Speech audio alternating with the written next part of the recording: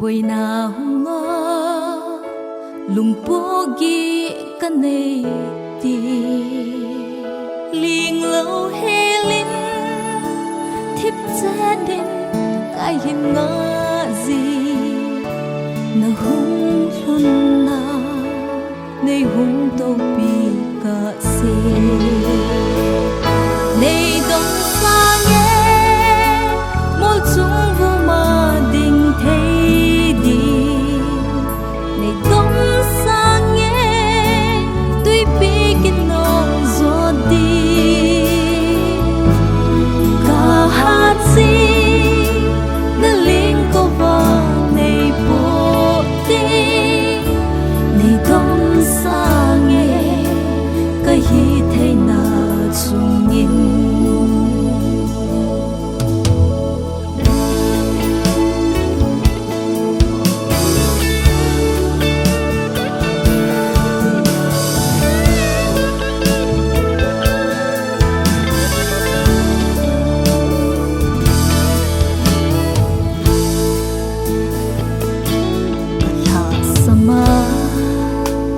o kahina atsolti buina hunga lungpogi kaneti ling lo helin thip chadi kahina gì no hung hon na ne hung to pi ka se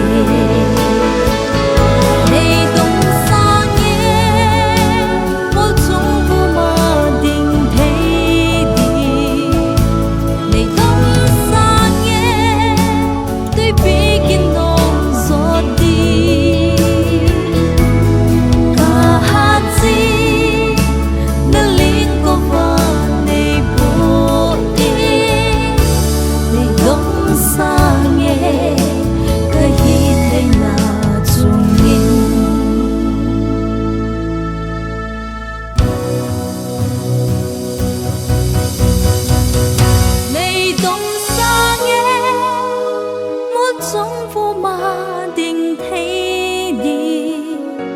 này đắm xa nghe tôi biết cái nong gió đi cả hát gì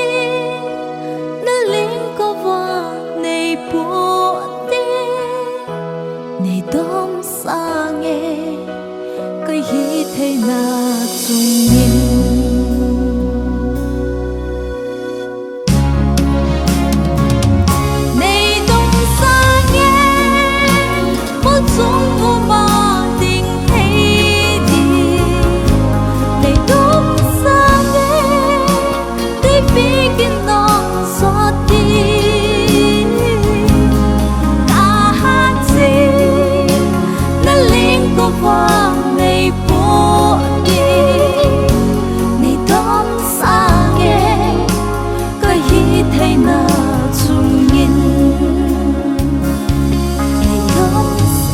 nghe